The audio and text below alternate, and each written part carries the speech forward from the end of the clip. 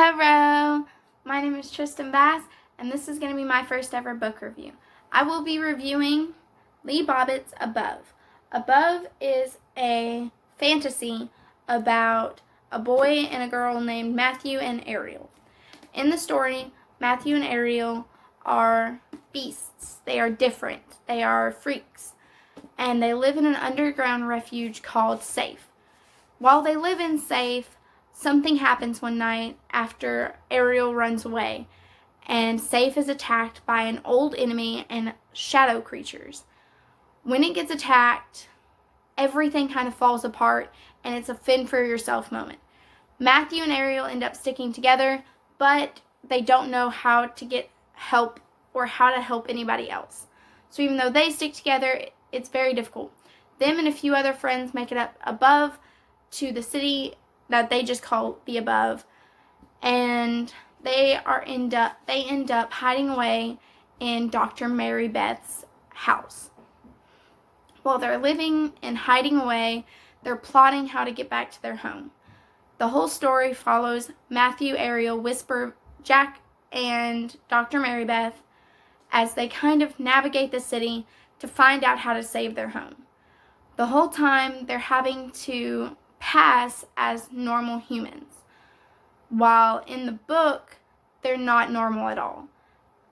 Whisper talks to ghosts, Jack can shoot lightning, Ariel has bumblebee wings and can turn into a bumblebee, and Dr. Mary Beth is just a normal person, or so it seems. And throughout the book, you kind of get this sense of, you start really feeling for the characters because they're people who the world has cast aside and has treated horribly, and they finally find a safe haven and a home, and it gets destroyed. And the villain is named Corner. And throughout the book, you also feel sympathy for Corner because you learn her story. Well, their story.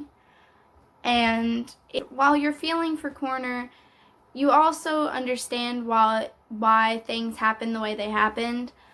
But you kind of, throughout the story, there's these things called tales sprinkled in the book.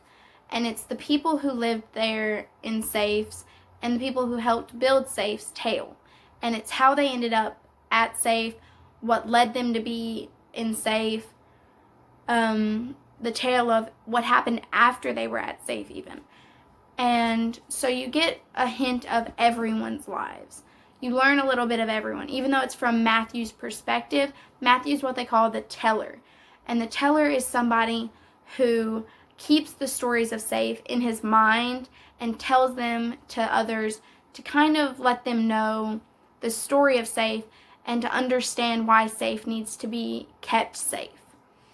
And it doesn't exactly say, but in one part of the book it says he became the teller, I want to say 13 or 15, and the book takes place 5 to 7 years after that. I can't remember, even though I just read the book.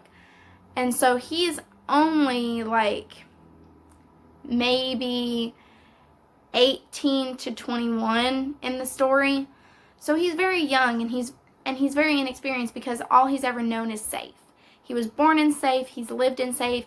The only time he's ever been in the Above is on duties, and so it's very difficult for him to navigate into this new world and figure out what to do, really.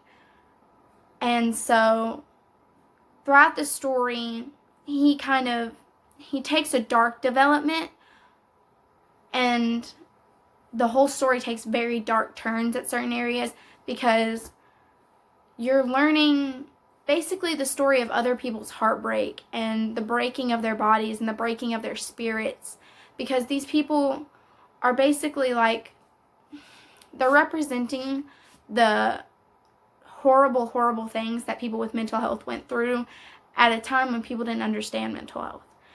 And so people are getting their bodies broken because they were born different. People are going through electric shock. They're going through horrible, horrible abuses just because they're different. And I think that speaks volumes because in the real world, people are still abused today for being born different, for looking different, for acting different, for having mental health problems. And I think it's just really important that a story like this, even though it's told in a perspective of fantasy, of these characters just are different physically and sometimes mentally, when it speaks volumes about today's society and how people with mental health and physical issues are treated, not just in America, but all over the world. And some places it's really bad and it's horrible. And I think books like this are very special because they tell the story in a way that you feel for the characters, and then it kind of makes you think about, like, well, what if this really happened? Like, would people stand up for these people and be like, you're not going to do that just because the person has gills or talks to ghosts, or like, you're not going to do that? Or would we be like, oh, well, they're different, so they don't have feelings, or they're different, so we need to investigate what makes them different? So it's very interesting to me. I gave this book a 4 out of 5 stars because even though it was a really good book and I definitely would read it again, it's just, there are things like the writing style that make it very hard to understand. And sometimes the story kind of takes a minute to catch up to itself. Like, it'll start telling something and then it'll slip a tail in there and then it'll pick back up and you're like, wait, what happened in this time period that you just didn't tell us that we need to know?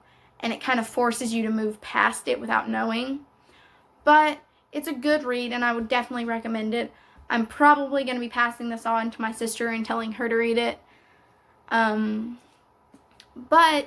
that is my synopsis and review of Above. I really enjoyed this book, and I will definitely be keeping it and reading it again sometime in the future. But for now, it is going up on a shelf, on the 4-star shelf. So, thank you for watching. Have a great day. Bye!